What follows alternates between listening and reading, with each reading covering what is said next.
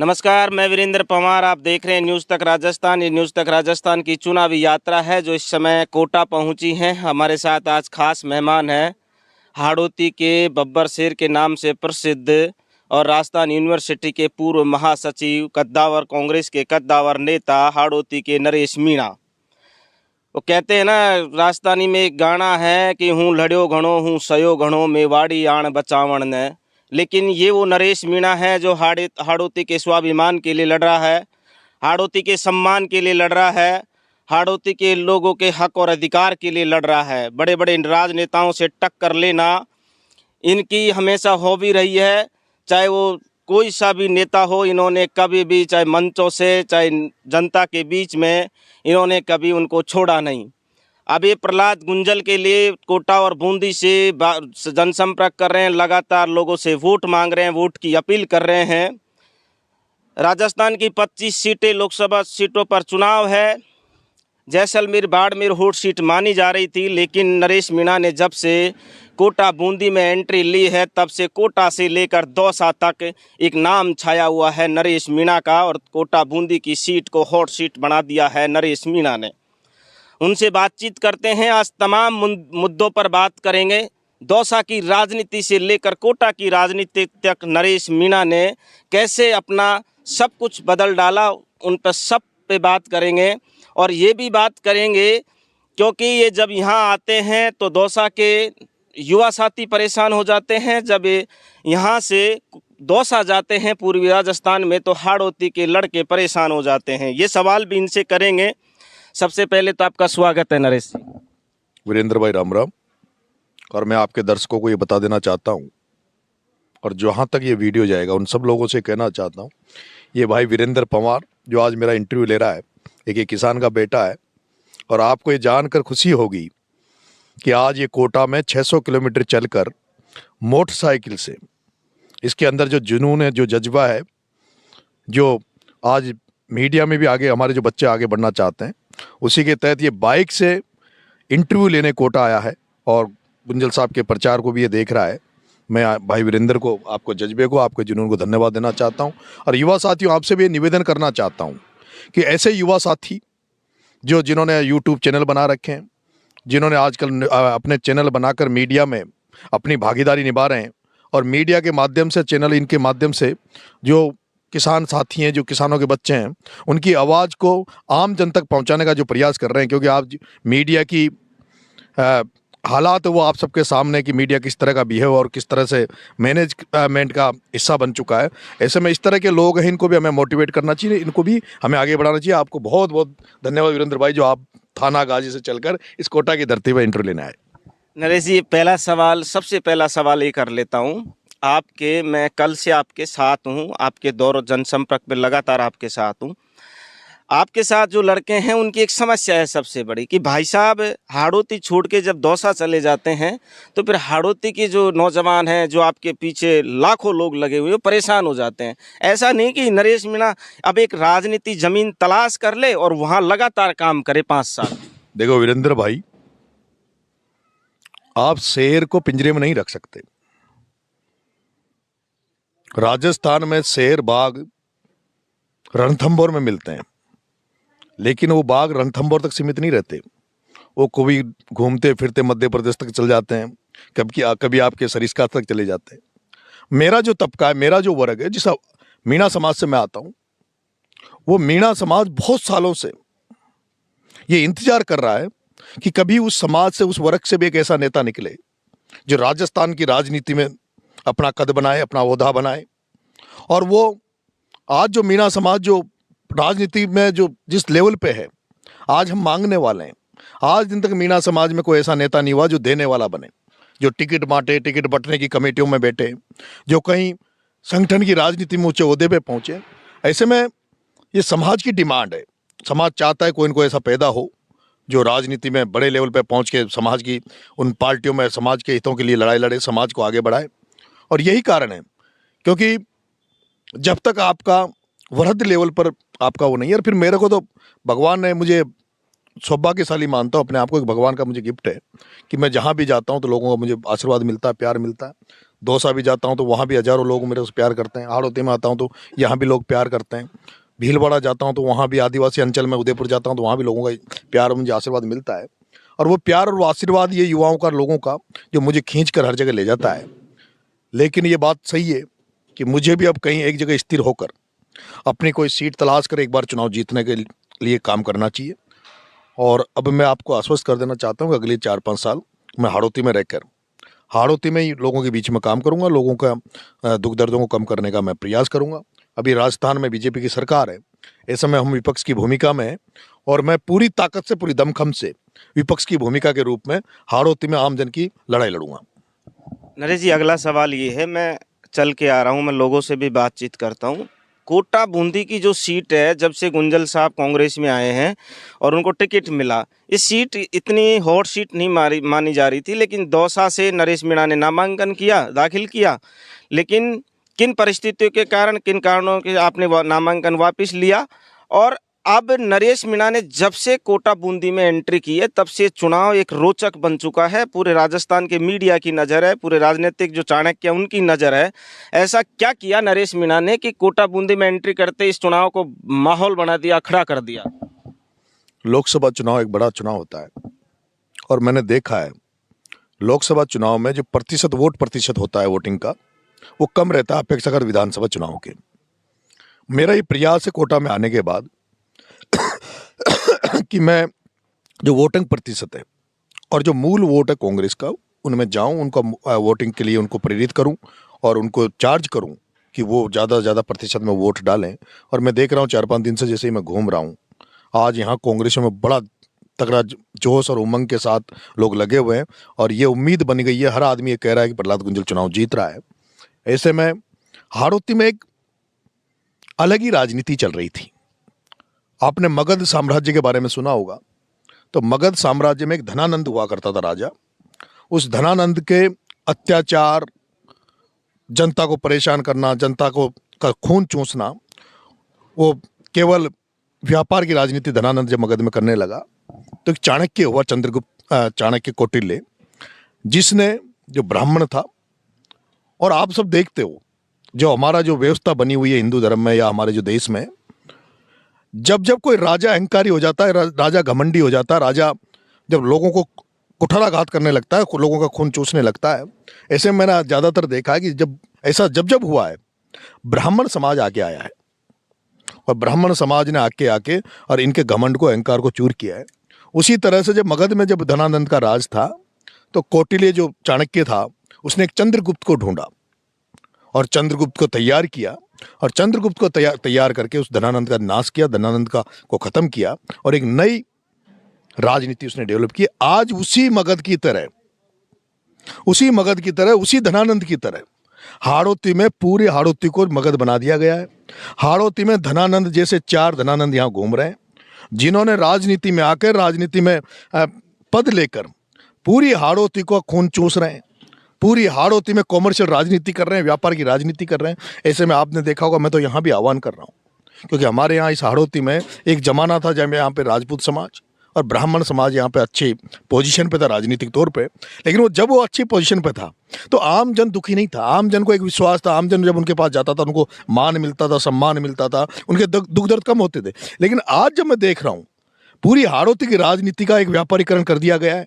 केवल राजनीति हो रही है तो फैक्ट्रियों में किस तरह से कब्जा करने के लिए, जमीनों पे कब्जा करने के लिए, सारा प्रॉपर्टी पे कब्जा करने के लिए, बजरी को हथियाने के लिए जिस तरह की राजनीति हो रही है, उससे वो दूर करने के लिए मैं एक संघर्ष कर रहा हूँ। और मैं देख रहा हूँ कि जनता का जो विश्वास, आज कोटा में आया हूँ तो कोटा में जो लोग खो गए थे, जब मैं उनकी आवाज़ उठा रहा हूँ तो एक पूरी कोटा की जनता ये समझ रही है, पूरा ब्राह्मण समाज, राजपूत समाज ये कह रहा है, ये कहने लग गया है कि पहली बार कोई लड़का आया है जो सही बोल रहा है, सही कह रहा है कि कहीं ना कहीं जो लोग लुप्त हो गए राजनीति में, उनको वापस अब मोर्चा संभालना चाहिए और ये जो व्यापारी आए हैं इनको यहाँ से भगाना चाहिए। और आप देख लो आज बिरला के खिलाफ जो माहौल यहाँ बना हुआ है, उस ओम बिरला के खिलाफ, जिस ओम बिरला के बारे में सब जगह एक ही चर्चा है कि केवल ओम बिरला ने काम किया है तो केवल अपने घर को भरने का, केवल पैसा कमाने का और पैसे की दम पर राजनीति कर पूरी असली अच्छी राजनीति को खत्म करने का उसने काम किया है। आज वो जिस ओहदे पे था, आज आप कोटा में घूमते होंगे, यहाँ शांति धारीवाल जी ने जितने भी काम हुए, शांति धारीवाल जी ने विकास काम किया। एक भी काम इस कोटा की धरती पे ओम बिरला ने नहीं किया, जबकि ओम बिरला धारीवाल जी से बहुत बड़े ओहदे पे था। ओम बिरला चाहता तो यहाँ एयरपोर्ट खुल जाता, ओम बिरला चाहता तो एम्स आ जाता, ओम बिरला चाहता तो IIT आ जाती, ओम बिरला चाहता तो यहाँ पानी की कोई कमी नहीं है। लेकिन मैं देख रहा हूँ कोटा चंबल के 10 किलोमीटर दूर फ्लोराइड की समस्या, पीने का पानी नहीं है। यहाँ की जो JK फैक्ट्री वो बंद हो गई थी, शुगर फैक्ट्री बंद पड़ी है, और जो फैक्ट्रियाँ चल रही है वही फैक्ट्रियाँ चल रही है जिनमें कहीं न कहीं ओम बिरला की पार्टनरशिप है। नरेश जी, एक सवाल ये है कि प्रहलाद गुंजल ओम बिरला से दुखी थे अंदरूनी। उन्होंने तो अपना रास्ता निकाल लिया, वो कांग्रेस से छोड़ के, वो बीजेपी छोड़ के कांग्रेस में आ गए। अब नरेश मीणा बारां की राजनीति में प्रमोद जैन भाया से टक्कर ले रहा है। किस तरीके से देखते हैं, क्या नरेश मीणा कांग्रेस छोड़ेगा, या फिर कांग्रेस में रहते हुए आप बड़े बड़े मंचों से कहते हुए मिलते हो कि भाया की राजनीति खत्म करनी है? नरेश मीणा कैसा रास्ता निकालेगा इसका? देखो ऐसा है, मैं कांग्रेसी हूं, कांग्रेस में रहूंगा, और कांग्रेस में भी शुद्धिकरण का आंदोलन चला रखा है। आदरणीय राहुल जी गांधी साहब ने कहा कि जो कांग्रेस में रह के कांग्रेस के लिए मन से काम नहीं कर रहे, उनको कांग्रेस में रहने का कोई अधिकार नहीं। जो जितना जल्दी छोड़े वो उसको छोड़ देना चाहिए। हमारा वर्ग, हम लोग असली कांग्रेसी हैं, 100% कांग्रेस को वोट देता हमारा तबका, मूल कांग्रेसी है। मूल कांग्रेसी हैं। लेकिन कुछ लोग जो कांग्रेस में तो रहते हैं, लेकिन उनका हर समय कांग्रेस को कमजोर करने का उनका रहता है। मैंने पिछले विधानसभा चुनाव में भी ये देखा है, जिसका आप नाम ले रहे हो, उन्होंने कांग्रेस को कभी मजबूत नहीं किया। वो तो ये इंतजार कर रहे हैं कभी धारीवाल जी रिटायर्ड हो जाए और मैं हाड़ौती का मालिक बन जाऊं। जिनके पूरे घर वाले भी कांग्रेस को वोट नहीं देते, जिनके रिश्तेदार नातेदारों को निकाल लो ना, तो वो भी कांग्रेस को वोट नहीं देते, और वो व्यक्ति भी कांग्रेस के मालिक बने, ये सोच के मालिक बने कि हम ही मालिक रहें और सब जो ओरिजिनल कांग्रेसी उनको खत्म कर दें। कांग्रेस में रह के मैं लोकतंत्र की लड़ाई लड़ रहा हूं। ये वो लोग हैं जिन्होंने कांग्रेस में जनरल सेक्रेटरी हुआ करते थे असकली जी टाक, उनका काला मुंह किया। ये वो लोग हैं जिन्होंने भरत सिंह का अपमान किया। भरत सिंह जी कुंदनपुर जो इस हाड़ौती में ईमानदारी सिद्धांतों की राजनीति करते थे, उनका अपमान किया। कोटा में एक बार सांसद हुआ करते थे कांग्रेस से इजराज सिंह जी, उनको इतना प्रताड़ित किया, उनके गढ़ पे पत्थर फेंके गए जो यहाँ के कोटा दरबार थे, और बाद में वो कांग्रेस छोड़ के चले गए। ये तो ये चाहते हैं कि नरेश मीणा, अशोक चांदना, कैलाश मीणा, सुरेश गुर्जर, चेतन पटेल, ये जो नई राजनीति हाड़ौती में आ रही है, ये कहाँ से आ रहे हैं? इनको वापस भगाओ। उस पर भी आऊँगा, इनको वापस। लेकिन एक सवाल ये है कि अब ब्राह्मण, आप बार बार बात करते हो कि ब्राह्मणों की राजनीति ओम बिरला ने खत्म की, उधर से प्रमोद जैन भाया मीणाओं की राजनीति खत्म करने में लगा हुआ है। क्या नरेश मीणा जो है हाड़ौती के, अब प्रहलाद गुंजल भी आपकी सेना में आ गए। आप कल कह रहे थे कि प्रहलाद गुंजल राम है, मैं लखन हूँ, तो अशोक चांदना क्या है? फिर पायलट क्या है? फिर सचिन पायलट हमारे हाई कमान है, सचिन पायलट हमारा आला कमान है। सचिन पायलट उस राजेश पायलट के लड़के हैं। ये स्वर्गीय राजेश जी पायलट साहब ने पूर्वी राजस्थान को लोकतांत्रिक तरीके से राजनीतिक तौर पर आजाद कराया था। हमें उम्मीद है जिस दिन सचिन पायलट साहब पावर में आएंगे, जो ग्रामीण जो परिवेश के जो लोग, जो राजनीति में जो जिनको अच्छा वो नहीं मिला, देखो ना आप पायलट साहब ने कितने युवा साथियों को, छात्र साथियों को राजनीति में लाकर स्थापित कर दिया। बात तो यही आती है कि जब नरेश मीणा के ऊपर पायलट की बात आती है, पायलट चुप हो जाता है। मुकेश भाकर की आता, मैंने उस दिन भी आपसे सवाल किया था, मुकेश भाकर की जब बात आती है पायलट टांग अड़ा देता है। अनिल चोपड़ा की दिल्ली में बात आई, पायलट सब टांग अड़ा के बैठ गए कि ग्रामीण से अनिल चोपड़ा को टिकट देना पड़ेगा। पायलट 4 सभा कर चुके, अभी कल कोटपुतली में की थी, और ये कह रहे हैं कि मेरी राजनीतिक कैरियर दांव पे है। नरेश के लिए क्यों नहीं राजनीतिक कैरियर दांव पे क्यों नहीं लगता? ये सवाल सबसे बड़ा खड़ा होता है साहब। लोग कहते हैं, पीछे से कैमरे के पीछे मैं लोगों से बात करता हूँ, लोग ये कहते हैं, बड़े बड़े पत्रकार भी लोगों से सवाल करते हैं कि नरेश मीणा जो हाड़ौती का इतना बड़ा नेता है, पूर्वी राजस्थान ने उसको नेता बना के दिया, राजस्थान विश्वविद्यालय का महासचिव रहा। अब आप देखिए, मैं आपको उदाहरण देता हूँ, ललित यादव राजस्थान यूनिवर्सिटी का महासचिव रहा, आज वो मुंडावर से विधायक है। लोग ये कहते हैं कि पायलट साहब का टिकट है। अब उनको अलवर से सांसद का टिकट दिया, लोग ये कहते हैं कि ललित का जो सांसद का टिकट है वो पायलट साहब का टिकट है। लेकिन जब बात नरेश मीणा की आती है, क्या ऐसा तो नहीं है कि पायलट साहब समझाते हैं, नरेश थोड़ा शांत होता है, फिर नरेश का जो खून है वो उबाल देने लगता है और फिर जनता के बीच कूद पड़ता है? ऐसा तो नहीं है? देखो वीरेंद्र भाई, होना तो ये भी चाहिए था कि सचिन पायलट साहब मुख्यमंत्री बनने चाहिए थे, पर नहीं बन पाए। राजनीतिक परिस्थितियां हैं। राजनीति में समीकरण चलते हैं। हो सकता है पायलट साहब ने मेरे लिए कुछ और बड़ा अच्छा सोच रखा होगा। हो सकता है कि जब पायलट साहब जब अच्छे मुकाम पे हो, जब भी मैं उनके साथ कोई अच्छे उस पर आ जाए। ऐसा कुछ नहीं है, राजनीति में परिस्थितियां हैं और आने वाला समय हमारा है। कांग्रेस हमारी है, कांग्रेस में समय हमारा है। आने वाला समय हाड़ौती में हमारा है और यह पूरी हाड़ौती देख रही है। नहीं, एक सवाल ये है, अब आप उधर से अशोक चांदना जी, उधर से बीच में आ गया कोटा, फिर आता है बारह झालावाड़। अशोक चांदना, प्रहलाद कुंजल और नरेश मीणा, हाड़ौती की राजनीति को अब 2024 के बाद किस तरीके से देखते हैं तीनों लीडर? क्योंकि तीनों आप साथ में हो, किस तरीके से देखते हो? नरेश मीणा किस तरीके से देखता है हाड़ौती की राजनीति? गुंजल साहब हमारे सेनापति हैं, हम उनकी सेना है। आने वाले समय में प्रहलाद जी गुंजल साहब हाड़ौती को लीड करेंगे कांग्रेस के रूप में। आदरणीय चांदना जी, पीपलधाम भाई चेतन मीणा, झालावाड़ में सुरेश जी, कैलाश जी, बारह में नरेश मीणा, कोई नए लड़के और आ जाएंगे। यही तो हम चाहते हैं कि हाड़ौती में जो 3-4 लोगों ने ही कब्जा करके बैठे हैं और जो बीजेपी के जो बैठे हैं वो बीजेपी में आगे नहीं बढ़ने देते, कांग्रेस में जो बैठे हैं कांग्रेस में आगे। आज हाईकमान को भी ये पता लग रहा है कि हम जिनको नेता मान रहे हैं उनके पास तो वोट ही नहीं है, उनको हम टिकट दे देते हैं इसलिए बन के आ जाते हैं। लेकिन अब जनता जागरूक हो चुकी है, किसान जातियां हाड़ौती की भी जागरूक हो चुकी है। वो अब देख रही है हम इतने सालों से किसको वोट दे रहे थे, हमारे लोग कहाँ थे। वो समझने लग गए कि अब हमारे लोग केवल डायरेक्टर जिला परिषद का टिकट मांगने के लिए नहीं बने। अब हमें भी चाहिए कि हमारे लोग उस जगह बैठे जो वो डायरेक्टर जिला परिषद का टिकट बांटे, वो प्रधान प्रमुख बनाए, वो एमएलए बनाए। और ये देख रहा हूं मैं, पूरी हाड़ौती जाग रही है। 4 तारीख को प्रहलाद गुंजल के चुनाव जीतने के बाद इस हाड़ौती की तकदीर तस्वीर दोनों ही बदल जाएगी। नरेश जी, एक सवाल ये है, आप अभी कह रहे थे कि उनको पार्टी टिकट दे देती है, वो जीत जाते हैं।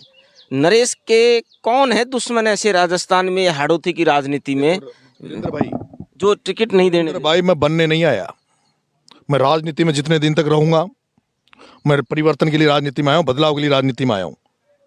जब मुझे लगता है कि इन लोगों के साथ न्याय नहीं हो रहा, मैं रोहत को धन्यवाद देना चाहता हूं, राजकुमार रोहत को। बदल दी ना उसने उदयपुर डूंगरपुर बांसवाड़ा। बिल्कुल बदली। नरेश मीणा भी रोहत है, राजकुमार रोहत है, नरेश मीणा। नहीं बनेंगे, नहीं बनेंगे, जिंदगी में भाग्य में नहीं होगा तो नहीं। हाड़ौती को बदल जाएंगे। हाड़ौती को नहीं, पहले राजस्थान विश्वविद्यालय को बदल जाएगा, अब हाड़ौती को बदल दूंगा, बदल के रहूंगा, बदल दूंगा नहीं, बदल के रहूंगा, हाड़ौती को बदल के रहूंगा। इतना कॉन्फिडेंस नरेश मीणा में आता कहां से है? ये मेरे अंदर जज्बार जुनून है, कुछ भी करना पड़े मुझे, लेकिन किसानों को, बच्चों को, हाड़ौती की राजनीति में अब राज करेंगे तो किसानों के बच्चे राज करेंगे। वो नहीं करेंगे जिनके 4-4 वोट हैं, जो ऑफिस में बैठ के राजनीति करते हैं, जो एसी में बैठ के राजनीति करते हैं, जो आज दिन तक कहीं धरना प्रदर्शन नहीं करे, जिनकी राजनीति केवल पैसे के इर्द गिर्द घूमती हो, जिनकी राजनीति केवल अपने बच्चों को स्थापित करने के लिए घूमती हो, उनको खत्म कर दूंगा। अच्छा, एक चीज, उनको टिकने नहीं दूंगा। जिन्होंने ब्राह्मणों की राजनीति हाड़ौती में खत्म की और वो मीणाओं की राजनीति या गुजरों की राजनीति खत्म करने में लगी हुई है, ब्राह्मण अब जो कांग्रेस के साथ या बीजेपी के साथ, आप लगातार कह रहे हो कि जो ब्राह्मणों की जिन्होंने राजनीति खत्म की है, अब वो समय गया, अब ब्राह्मणों के साथ नरेश मीणा खड़ा है। ये 2024 के लोकसभा गुंजल जी के चुनाव में आप ब्राह्मणों को किस तरीके से, क्या क्या संदेश देना चाहते हो ब्राह्मणों को, या क्या कहना चाहते हो? प्रहलाद गुंजल को चाणक्य बनकर, कौटिल्य बनकर ललित किशोर चतुर्वेदी जी ने अंगुली पकड़कर राजनीति सिखाई है। प्रहलाद जी गुंजल साहब को कौटिल्य बनकर, चाणक्य बनकर ललित किशोर चतुर्वेदी जी ने राजनीति सिखाई है। आज रघुवीर सिंह जी कौशल साहब के फॉलोवर्स, ललित किशोर चतुर्वेदी जी साहब के फॉलोवर्स, दाऊदयाल जोशी साहब के फॉलोवर्स, जो जिनको राजनीति से, वो सारे फॉलोवर्स, सारे लोग पूरे आशीर्वाद समर्थन गुंजल साहब को दे रहे हैं। उसी तरह से इस हाड़ौती में भरत सिंह जी कुंदनपुर का आपने अभी कोई भाषण सुना हो, जब मैं और गुंजल साहब उनके मंच पे थे, उन्होंने हम दोनों के लिए क्या कहा, पूरी हाड़ौती की जनता को उन्होंने कहा, ये दोनों लड़ाके हैं, ये दोनों का भविष्य उज्जवल है, इनकी मदद करो।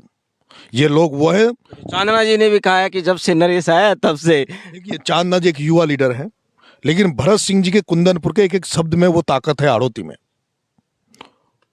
उनके फादर जुझार सिंह जी आप जी बना, आप जी साहब इस हाड़ौती में बड़े ओहदे पे रहे, राजा कोटा दरबार में भी वो रहे। भरत सिंह जी इस हाड़ौती की नस नस को नब्ज नब्ज को जितना जानते उतना कोई नहीं जान सकते। और भरत सिंह जी ये जानते हैं अब कि आने वाला समय हाड़ौती में जो जातियां हैं जिनका बहुसंख्या में रहती है यहाँ, उनको अब बंधुआ मजदूर नहीं बना सकते अब आप। और यही कारण है, हम चाहते हैं भरत सिंह जी, हम चाहते हैं ये हाड़ौती इस तरह की है कि यहाँ जातीय जो समीकरण है वो यही साधे जा सकते हैं। अगर बूंदी में कोई ब्राह्मण अगर एमएलए बनता है तो उसको गुर्जर और मीणा की जरूरत है। कोई राजपूत सांगोद में एमएलए बनेगा तो उसको गुर्जर मीणा की जरूरत है। और हम चाहते हैं अच्छे राजपूत अच्छे ब्राह्मण जो हैं वो रहे, लेकिन ये जो एक वर्ग के 3-4 लोग ही पूरी हाड़ौती को खा गए। मैं किसी के खिलाफ नहीं हूं, मैं एक वर्ग जो बीजेपी कांग्रेस दोनों में बैठा है और दोनों में जिसने सबकी राजनीति, अच्छे लोगों की राजनीति तक की। बीजेपी में गुंजल को मारने का प्रयास किया गया, कांग्रेस में नरेश मीणा को मारने का प्रयास किया जा रहा है। इनको हटाने के लिए ही मैंने चोटी बांध रखी है। एक बात बताइए, 2007 में गुर्जर आरक्षण आंदोलन में बड़ी खाई पड़ गई थी मीणा गुर्जरों में। नरेश मीणा एक ऐसा लीडर उभरा 2010-11 के बाद में, लगातार गुर्जर मीणा का जो भाईचारा है उसको संघर्ष करता आ रहा हुआ है। और अब कहीं ना कहीं ये लोगों में भी ये चर्चा है, राजनीति के जो जानकार लोग हैं या चाणक्य लोग हैं वो ये कहते हैं कि नरेश मीणा ने कुछ हद तक गुर्जर मीणाओं का जो भाईचारा है उसको कायम करने का काम किया है। आखिर किया क्या ऐसा नरेश मीणा ने कि उन चीजों को एक तरफ लेके आए? स्वर्गीय पायलट साहब को बहुत पढ़ा है मैंने, स्वर्गीय पायलट साहब पे बहुत रिसर्च किया है। स्वर्गीय पायलट साहब ने पूर्वी राजस्थान से लेकर हाड़ौती पूरी राजस्थान में जिस तरह से सौहार्द और सामाजिक गठजोड़ की राजनीति उन्होंने करी थी। जब राजेश जी पायलट साहब जो दौसा की धरती पे पहली बार लोकसभा चुनाव लड़ने आए तो उनके साथ एक सिंगल गुर्जर नहीं था। उनको स्थापित करने में किसी का योगदान था तो वो मीणा समाज का था। नरेश मीणा राजेश पायलट बनना चाहता मीणा समाज में। नरेश मीणा समाज में वो नेता बनना चाहता है जिसमें गुर्जरों का आशीर्वाद हो। कभी नरेश मीणा महाराणा प्रताप बनता है, कभी राजकुमार रोत बनता है, कभी राजेश पायलट बनना, आखिर बनना क्या चाहते हो? उदाहरण है ना, महाराणा प्रताप काय का उदाहरण है। महाराणा प्रताप एक उदाहरण है जो एक राजा था जो महलों में रहता था, जिसकी सेनाएं थी, जो जिसके हाथी घोड़े थे। उस आदमी ने स्वाभिमान सम्मान की लड़ाई लड़ते हुए अकबर से लड़ाई लड़ी और उस आदमी को गढ़ किले छोड़कर और घास की रोटी खानी पड़ी। त्याग बलिदान तपस्या का नाम था महाराणा प्रताप। त्याग बलिदान तपस्या का नाम था झांसी की रानी, जिनका मैं नाम लेना चाहता हूँ, जिससे मैं बनना चाहता हूँ। यही तो मैं कि भाई मैं नरेश मीणा जो कर रहा है वो सोच समझ के कर रहा है। नरेश मीणा के अंदर जोश है, जुनून है राजनीति को बदलने के लिए। आता कहाँ से है, मैं ये सवाल फिर करूंगा। रोत की जो तारीफ कर रहा हूँ इसलिए कर रहा हूँ, उसने पूरे डूंगरपुर बांसवाड़ा को बदल दिया। वहां भी एक सिस्टम था, वहां भी लोग जो बैठे थे, भाग्य ना मालविया, महेंद्रजीत मालविया जो कब्जा करके बैठा था कांग्रेस, वही महेंद्रजीत मालविया 12 में बैठा है कांग्रेस में। कौन है वो? महेंद्रजीत मालविया यहाँ कोटा में बैठा। नाम ले लो ना। ऐसे इन मालवियाओं को मैं कांग्रेस के बड़े नेताओं से कहना चाहता हूँ, इनको समझो। नाम तो लो। नाम आपने पहले ले ही दिया, अभी चुनाव चल रहा है, क्यों नाम ले रहे हो? 26 तारीख के बाद ले देंगे फिर वापिस। इन मालवियाओं को इनको निकालना पड़ेगा पार्टी को, जो कांग्रेस को खा रहे, नहीं तो बदलाव आएगा, नहीं तो हाड़ौती में कांग्रेस खत्म हो जाएगी। अगर इनको नहीं समझा कांग्रेस ने, जिनका वोट नहीं, जिनको मालिक बना रखा है ना, और जो बड़े नेताओं को पैसे दे आते हैं, कुछ लोगों को, उनके पीओ को पैसे दे आते हैं, पटा लेते हैं। 8 टिकट दिए, 8 में हार गए, और पायलट साहब ने 1 टिकट दिया, खानपुर में सुरेश गुर्जर वो चुनाव जीता। क्यों नहीं समझ में आती ऊपर वालों को? ऊपर वालों को क्यों समझ में नहीं आती कि जिनको तुम लोग ये कह रहे हैं नरेश मीणा को अगर टिकट दे देते पायलट साहब। अब देखो बात ये निकल कर आती है, मैं लोगों से कैमरे के पीछे बात करता हूं, जब लोग ये कहते हैं कि पायलट साहब ने नरेश मीणा को इसलिए टिकट नहीं दिया क्योंकि पायलट अगर टिकट दे दे तो 8 सीट जीतती। मेरा सवाल पूरा सुन लीजिए। अगर सरकार बनती कांग्रेस की तो श्रेय गहलोत को, अगर सचिन सरकार हार गई तो सिर्फ किसके ठीकरा फूटेगा? पायलट साहब के। चुनाव पायलट साहब नहीं, एक बार अगर नरेश मीणा को टिकट दे देते। मेरा जिसका नाम आप बार बार ले रहे हो वो तो अभी भी लेटर लिखता डोल रहा है ऊपर, साहब इसको पार्टी से निकालो कांग्रेस से। प्रमोद जैन भाया जी कल भी उन्होंने एक लेटर लिखा ऊपर नरेश मीणा को पार्टी और से। नरेश के पास अगर टिकट होता, जो नरेश 44,000 वोट ले गया पहली बार चुनाव लड़के, अगर टिकट होता तो नरेश विधायक नहीं बनता। भगवान ने मुझे कुछ अच्छा के लिए भेजा है। हो सकता है मैं चुनाव जीत जाता तो हो सकता है वो क्रांति नहीं ला पाता जो क्रांति के बारे में मैं सोच रहा हूँ। हो सकता है मेरी अभी और रगड़ाई होनी है, अभी और रगड़ाई होने दो, जितनी रगड़ाई होगी 2003 से रगड़ाई चल रही है आपकी। अभी किस्मत में और लंबा लंबा संघर्ष लिखा होगा, अभी और संघर्ष की जरूरत होगी। पर मैं आपसे कहना चाहता हूँ ऊपर के हाईकमान को भी यह समझना चाहिए कि यही हाड़ौती क्षेत्र बचा है, 4 जिले, आपका उदयपुर, आपका शेखावटी, आपका पूर्वी राजस्थान, ये राजनीतिक तौर पर जागृत हो चुका है। केवल हाड़ौती बची है जो जागृत हो रही है। इसको समय रहते हुए कांग्रेस पार्टी को इस पर मंथन करना चाहिए। 17 सीटें हाड़ौती में। कांग्रेस पार्टी ने चांदना जी को टिकट दिया, चांदना जी को भी कुछ लोगों ने हरवाने का प्रयास किया था, पैसा भिजवाया था। अच्छा, अशोक चांदना जी को भी इस चुनाव में हरवाने का प्रयास किया था, वो तो वो मजबूत था, वो हारा नहीं तो जैसे बाकी हारे। इसलिए कांग्रेस पार्टी को मंथन करना चाहिए, चिंतन करना चाहिए हाड़ौती की 17 सीटों पे। और मुझे ये भरोसा है कि अगर गुंजल साहब ये चुनाव जीतेंगे और गुंजल साहब के साथ हम लोग मिलके, गुंजल साहब के आने से ये पक्का हो गया कि 17 की 17 सीट कांग्रेस अगली बार जीतेगी। यहां से 17 की 17 सीट कांग्रेस जीतेगी यहां से। ये मैं आपको कह देना चाहता हूं, ऐसी कोई सीट नहीं जहां 15 से 20 हजार वोट बीजेपी से गुंजल साहब के आने के बाद कांग्रेस में आएंगे। 30 हजार वोटों का नॉर्मली फर्क पड़ता है। चाहे वो लाडपुरा ले लो, चाहे कोटा उत्तर ले लो, दक्षिण ले लो, चाहे आप पीपलदा ले लो, चाहे रामज मंडी ले लो। रामज मंडी में तो 30 हजार वोट ऐसे। प्रहलाद गुंजल को कांग्रेस में आने के बाद नरेश मीणा के चेहरे पे बड़ी खुशी है एकदम। अच्छा लगता है ना यारो, अच्छा लगता है जो कोई संघर्षशील वाला नेता जो जब उसको ओहदा मिलता है, जब वो फाइट में। नरेश का मन नहीं करता था पूर्वी राजस्थान में से हाड़ौती में आने का। बिल्कुल, मैं निर्दलीय फोरम भरा तब भी कहा, मैं तो भाई प्रहलाद जी गुंजल साहब को मदद करेंगे, उनके लिए वोट मांगेंगे, समर्थन मांगेंगे। एक ऐसा लड़ाका जिसकी जिंदगी संघर्ष में निकली हो, जिसने आम जन के लिए जिंदगी निकाल दी, अपनी लड़ाई जिंदगी भर दुनिया के लिए लड़ता रहा, अगला थानों में मुकदमे खाए, जेल गया। उस आदमी के लिए संघर्ष नहीं करें तो किसके लिए करें? मेरे से नहीं होती, दरी उरी नहीं उठाते अपन तो। जिसके साथ मन करता है कि ये आदमी मर्द है, ये आदमी दमदार है, ये आदमी अच्छा है। मैं तो हनुमान जी बेनीवाल साहब के वहाँ भी प्रचार में जाना चाहता था, लेकिन वहाँ क्या है कि वहाँ मेरा कोई असर है नहीं, मेरा वहाँ वर्ग भी नहीं है। जिन लोगों में मैं इफेक्ट डाल सकता हूँ वहाँ वो तबका नहीं है। पर ये लोग, हनुमान बेनीवाल जैसे लोग, नरेश मीणा पे लोग जातिवाद का भी टैग लगाते हैं कि नरेश मीणा जातिवाद नेता है, ये भी टैग लगता है। यार पवार जाति तो जब से चल रही है, वैदिक काल, रामायण काल, महाभारत काल, जब से जातिवाद कर रहे लोग। हम तो अब करने लगे हैं, हम सीखे जातिवाद करना। जरूरत है इस जातिवाद की। हमारी जातियों को मूर्ख बनाकर, बंधुआ मजदूर बनाकर उनको पागल बनाया जा रहा है। लोग ये भी कहते हैं भाई साहब कि अब मीणाओं को दूसरा किरोड़ी मीणा मिल गया है नरेश के रूप में। ये कौन राजेश पायलट मिल गया? वो तो मैं पहले भी कह रहा हूं कि आपने गुजर मीणा की। नरेश मीणा हर मंच पे एक बात कहता है, मेरा मीणा समाज अलग थलग पड़ा हुआ है।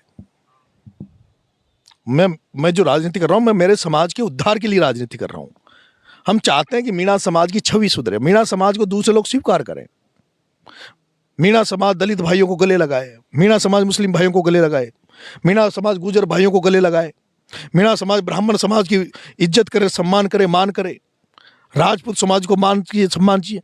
आज भी मैं देखता हूं राजपूत समाज को कुछ नहीं चाहिए मान सम्मान के अलावा। मैंने देखा है, अगर कोई राजपूत समाज का कोई व्यक्ति आपसे मिलता है, आपने उसको मान सम्मान दे दिया, आपने हुक्म साहब बना साहब कह दिया, तो क्या फर्क पड़ रहा है? वो मान के भूखे, सम्मान के भूखे, उनको मान सम्मान दो ना। ब्राह्मण समाज को क्या चाहिए? लेकिन कुछ लोग जिनको हम मान भी दें, सम्मान भी दें, और वो मान और सम्मान का भी अपमान करे, जो केवल पैसे की दृष्टि से आपको देखे, जो धंधे पाने की दृष्टि से आपको देखे, ऐसे लोगों को हम बर्दाश्त नहीं करेंगे राजनीति में। एक सवाल, व्यापार करने वाले लोग हैं, वो राज में आएंगे तो वो राज में न्याय नहीं करेंगे, वो तो व्यापार करेंगे, और वो व्यापारियों के खिलाफ हो। एक सवाल, मैं मुरारी लाल जी से एक सवाल कर रहा था कि जब आपने नामांकन वापस लिया, मैंने उनसे पूछा कि आपने फ़ोन किया या फिर पायलट साहब से फ़ोन करवाया कि नरेश मीणा मान जा, मुरारी लाल जी को जीतने दे, चुनाव लड़ने दे, तो वो थोड़े भड़क उठे, मेरे ऊपर तिल मिला गए। क्या उस दिन हुआ क्या था? पायलट साहब ने मनाया या फिर मुरारी लाल जी ने, या फिर? देखो, ना तो मेरी नॉमिनेशन भरने से पहले ना बाद में एक मंच पे जो आमना सामना मुरारी लाल जी हमारा हुआ, उसके बाद आदरणीय मुरारी लाल जी से मेरी कोई रामाशामी नहीं, कोई बात नहीं हुई, किसी भी तरह की कोई बात नहीं। मैंने फॉर्म भरा, फॉर्म भरने के बाद जो मैंने परिस्थितियाँ वहाँ की देखी, वो परिस्थितियाँ, मैंने जो 10-15 साल से मैं मेहनत कर रहा हूँ, अगर मैं वहाँ चुनाव लड़ता तो मुझे हो सकता है कि पायलट साहब के सामना करना पड़ता, मुझे अन्य कोई कई दिक्कतें आती है। तो लास्ट ये होता कि मैंने जो सामंजस्य बनाया, गठजोड़ बनाया गुजर और मीणा, टूटता, उसमें कहीं ना कहीं वहाँ वापस से कुछ न कुछ मेरे को नुकसान होता, हार्ट होता। और ऐसे में मेरे पास PR जी मीणा थे, टोडा भीम के MLA, उनके थ्रू मैसेज था, उनके थ्रू फिर मैं पायलट साहब से बात करी, उन्होंने कहा कि मैंने वापस ले लिया। पायलट साहब मेरे नेता थे वीरेंद्र जी। मैं कभी ये नहीं चाहूँगा, चाहे मैं कुछ बनूँ कि नहीं बनूँ, मैंने, लोग मेरे बारे में ये कहते हैं यार उसका स्थायीकरण नहीं है, लेकिन मैंने पूरी स्थायित्व तरीके से पायलट साहब के साथ हूँ, सचिन पायलट के साथ। मैं चाहे राजनीति छोड़ दूँ, अगर मुझे राजनीति में मौका नहीं मिला ना तो घर जाके बैठ जाऊँगा, लेकिन मान सम्मान सचिन पायलट का मैं करता रहूँगा। सचिन पायलट को अपना नहीं, नरेश मीणा दौसा गया क्यों नहीं प्रचार करने के लिए? मुझे किसी ने बुलाया नहीं, मेरी जरूरत नहीं होगी शायद वहाँ। और मेरे को जो चाहने वाले ऑलरेडी कांग्रेस को वोट दे रहे हैं, तो इसलिए जरूरत नहीं थी, तो इसलिए कांग्रेस जीत रही है, तो जरूरत नहीं। मैं कोटा में लगातार कई गांवों में गया हूं, आपके साथ भी जनसंपर्क में गया हूं। प्रहलाद गुंजल से ज्यादा नरेश मीणा की डिमांड हो रही है कोटा और बूंदी में। नहीं, ऐसा नहीं, ऐसा बिल्कुल नहीं है। ये जरूर है, लेकिन हाड़ौती में जो पिछले 5-6 महीने से जो मैंने आंदोलन किए, जो हाड़ौती में जो मैंने राजनीतिक चेतना जगाई, जागृति कराई, तो जो लोग जो मेरे से चाहते हैं, तो वो मेरे आंदोलन में सब जगह हर गांव से लोग गए थे, तो उनका ये मन है कि हमारे गांव में भी आए, हमारे लोग भी सुने।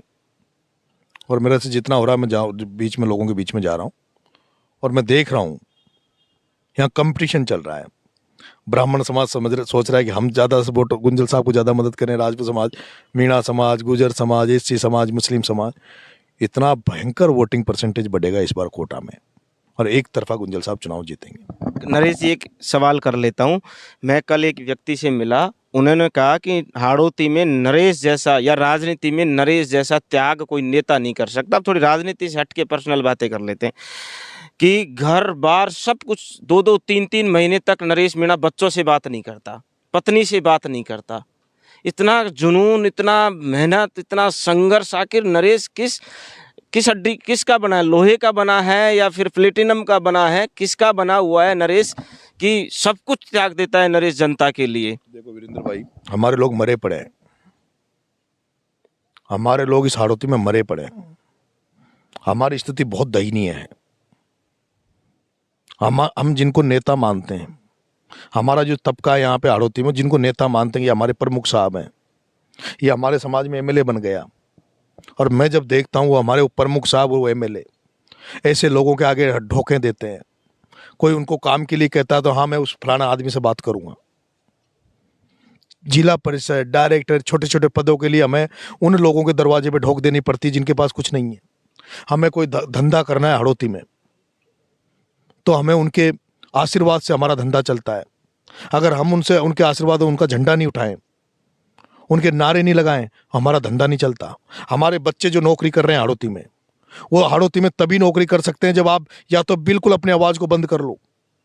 अगर आपने कहीं अपनी आवाज़ को मुखर होकर कहीं बोल दिया, कहीं आपने समाज को जागृत करने की कोई बात कर दी, आज भी यहाँ समाज के कोई कार्यक्रम नहीं होते, क्योंकि वो जो कर्मचारी जो समाज को जगाने का कार्यक्रम करते हैं उनको बाड़मेर जैसलमेर दिखा दिया जाता है। ये डर कब तक रहेगा? किसी न किसी को तो कुर्बानी देनी पड़ेगी, किसी न किसी को तो लोगों को जगाना पड़ेगा, किसी न किसी को तो लड़ना पड़ेगा।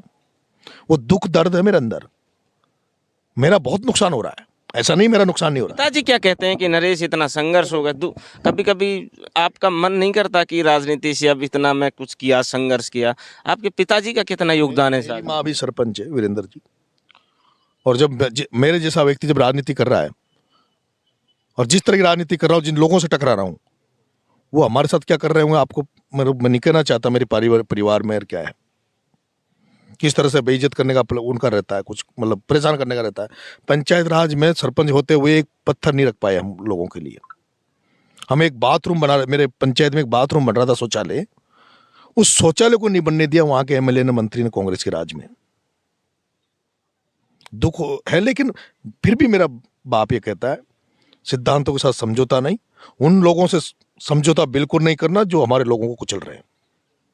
मेरा बाप एनर्जी देता है मुझे, ऊर्जा देता है, हम तेरे साथ हैं, चाहे लुट जाएंगे, बिक जाएंगे, मिट जाएंगे।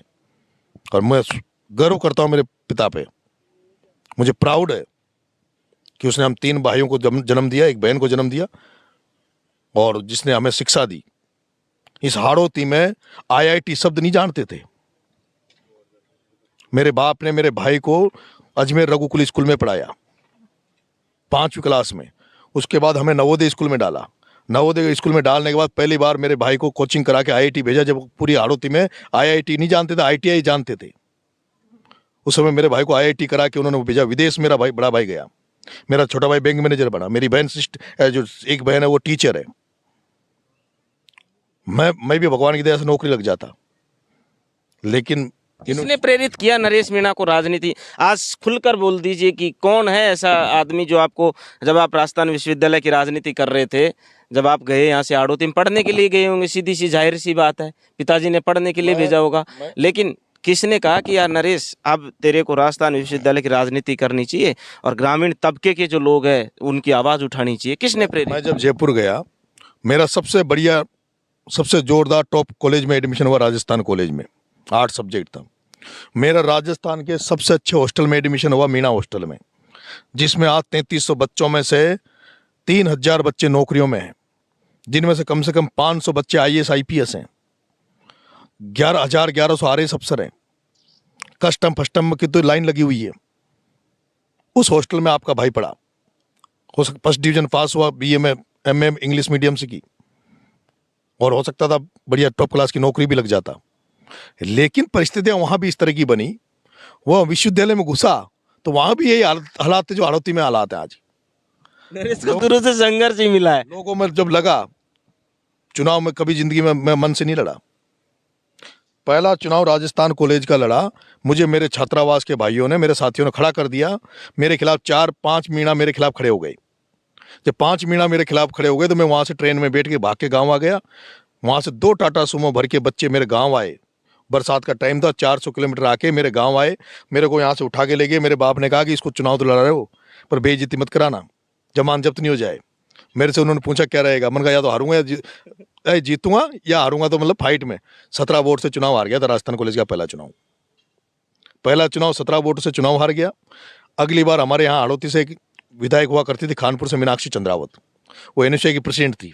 उन्होंने बुला के टिकट दे दिया जनरल सेक्रेटरी का एनएसयूआई से। पुष्पेंद्र भारद्वाज पूरा पैनल जीता, उसमें मैं भी जीत गया। 2004 में टिकट नहीं दिया, निर्दलीय लड़ लिया। सबसे ज्यादा वोट आए विश्वविद्यालय में 1917। 2004 में चुनाव बंद हो गए, गुजर मीणा मूवमेंट चल गया, उसमें भागीदारी निभाई। और 2010 में जब चुनाव चला वापिस, तो उसी तरह आपका जो भाई हाड़ौती में जो चाह रहा है ना, उसी तरह राजस्थान विश्वविद्यालय में जो किसानों के बच्चे जो सपना देखते थे यूनिवर्सिटी अध्यक्ष बनने के, उन सारे लोगों को मैंने बनाया। मनीष यादव को मैंने बनाया जो अभी एमएलए है। हाँ, शाहपुरा से। पूछना कभी कि सपोर्ट किया नहीं किया नरेश मीणा ने। 2011 में प्रभात चौधरी को नरेश मीणा ने बनाया, जब भाकर और मैं दोनों साथ थे। 2012 में राजेश मीणा के लिए माथा फोड़ के मैं एडमिट हुआ हॉस्पिटल में। सब विधायक है, नरेश मीणा अभी भी लटक रहा है। संघर्ष लिखा हुआ है। प्रताप सिंह जी खत्रेवाल साहब बहुत लेट आए राजनीति में, हनुमान बेनीवाल जी बहुत लेट आए। हो सकता है मेरी जिंदगी में भी लेट लिखा हो, लेकिन जिस दिन आएंगे ना तहलका मचाएंगे, पूरी ताकत से आएंगे। विधानसभा, लोकसभा, जहां भी जाएंगे वो अपनी पहचान छोड़ के आएंगे, पहचान बना के आएंगे। अब एक लास्ट अंतिम सवाल कर लेते हैं। अब 2024 के लोकसभा इलेक्शन का बूंदी और कोटा की जनता को क्या मैसेज है? मेरा यही निवेदन है कि ये रावण रूपी, ये कंस रूपी, ये धनानंद रूपी जो ओम बिरला बैठा है, इसको चुनाव हराओ। और एक किसान का बेटा, साधारण परिवार से छात्र राजनीति में आके मुख्य राजनीति में आया, प्रहलाद गुंजल, जिसकी कई बार बड़े लोगों ने राजनीतिक हत्या करने का प्रयास किया है, वो जनता के बीच में जा रहा है, जनता का आशीर्वाद मांग रहा है। जनता ही माँ बाप है, जनता ही देवतुल्य, जनता ही लोकतंत्र में कर्ता धर्ता होती है। उस जनता को उस बेटे को बचाना चाहिए, उस किसान के बच्चे की लाज रखनी चाहिए और उसको राजनीति में जिंदा रखने के लिए लोकसभा चुनाव जिताना चाहिए, क्योंकि ये लोकसभा चुनाव गुंजल का जीतना बहुत हाड़ौती की राजनीति के लिए बहुत जरूरी है। अगर प्रहलाद जी गुंजल साहब चुनाव जीतते हैं तो हाड़ौती में एक नई राजनीति का उदय होगा, किसान राजनीति का उदय होगा, एक ऐसी राजनीति का उदय होगा जिसमें छात्रों की भलाई होगी, युवाओं की भलाई होगी, किसानों की भलाई होगी, मजदूरों की भलाई होगी। कमजोर तबकों के लिए लड़ाई गुंजल साहब लड़ेंगे। ऐसे में सभी लोगों का, मैं कोटा बूंदी की जनता से, आम जन से हाथ जोड़ के निवेदन कर रहा हूं कि आप प्रहलाद जी गुंजल साहब को चुनाव जिताएं, उस प्रहलाद जी गुंजल साहब को चुनाव जिताएं जिनको राजनीति में ललित किशोर चतुर्वेदी ने पहली सीढ़ी पे पहुंचाया, पहली बार राजनीति में ABCD सिखाई। नमस्कार, नरेश जी मीणा हमारे साथ थे। हमने इनसे बात की दौसा से लेकर कोटा तक, कोटा से लेकर बारा तक। हमने तमाम उन मुद्दों पर बात की, प्रहलाद गुंजल से लेकर प्रमोद जैन भाया तक, और तमाम राजनीतिक घर से लेकर परिवार तक, पिता से लेकर राजस्थान विश्वविद्यालय तक इन्होंने आज खुलकर बताया। सारे सवाल थे, सारे जवाब थे। नमस्कार, मैं वीरेंद्र पंवार, आप देख रहे हैं न्यूज़ तक राजस्थान।